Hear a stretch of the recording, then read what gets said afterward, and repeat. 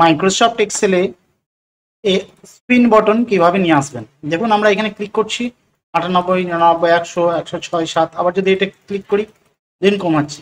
এটা কিভাবে নিয়ে আসবো মাইক্রোসফট এক্সেলে, এই স্পিন বটন কিভাবে আনবো সেটা আজকে এক্সেলে দেখবো। চলুন দেখা যাক এই কাজটি কিভাবে করা হয়। প্রথমেই দেখুন মাইক্রোসফট এক্সেল ফাইলটা আমরা ওপেন করে নেব। প্রথমে আমরা এক্সেলে ক্লিক করলাম, ব্ল্যাঙ্ক ডকুমেন্টসে ক্লিক করলাম। ক্লিক করার পর দেখুন এখানে আমরা দুটো সেল একটু বড় করে নিলাম, এখান থেকে একটু ড্র্যাগ করে নিলাম, এখান থেকে একটু ড্র্যাগ করে নিলাম, এটাকে একটু এইদিকে নামিয়ে একটু ড্র্যাগ করে নিলাম। তাহলে এই সেল দুটো আমার একটু বড় হয়ে গেল, এই একটা সেল, এই একটা সেল। এই সেলটাই একটা কালার দিয়ে দিলাম, ধরুন এই কালারটা ফিক্সড করে দিলাম, আর এটাতে একটা কালার দিয়ে দিলাম, এরকম একটা কালার দিয়ে দিলাম। এরপরে দেখুন আমাদের এখানে ডেভেলপার অপশন এখানে দেখা যাচ্ছে না, তাহলে আমাকে এখানে ডেভেলপার অপশনটা নিয়ে আসতে হবে। ভিউতে আসবো, এসে মাউসের রাইট ক্লিক করব, মাউসের রাইট ক্লিক, নিচে দেখুন কাস্টমাইজ দ্য রিবন বলে একটা অপশন আছে, কাস্টমাইজ দ্য রিবন, এখানটা ক্লিক করব। ক্লিক করার পর দেখুন ডান দিকে এখানে একটা ডেভেলপার বলে অপশন আছে, এখানে চলে আসুন, নিচে দিয়ে দেখুন ডেভেলপার অপশন, এটাই ক্লিক করব। ক্লিক করলেই দেখুন টিক চিহ্ন হয়ে যাচ্ছে। এরপর আমরা যদি ওকে করি, ওকে করার সঙ্গে সঙ্গে দেখুন এখানে ডেভেলপার ভিউয়ের পাশে ডেভেলপার অপশন চলে এসেছে। এরপরে ডেভেলপার অপশনে ক্লিক করব।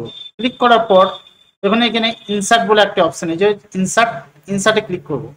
ইনসার্টে ক্লিক করার পর দেখুন এখানে লেখা রয়েছে স্পিন বাটন, এটাতে ক্লিক করব।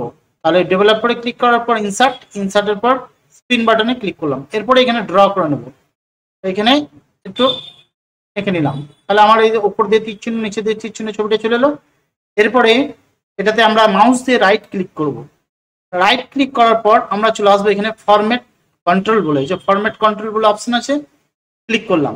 ক্লিক করার সঙ্গে সঙ্গে এই ডায়লগ বক্স দেখা যাবে। এখানে দেখুন সেল লিঙ্ক, কোন লিঙ্কটা, এখানে ক্লিক করলাম প্রথমে সেল লিঙ্কে, তারপরে এই যে যেহেতু আমরা এখানে প্রদর্শিত করব নাম্বারগুলো, এখানটাতে ক্লিক করব।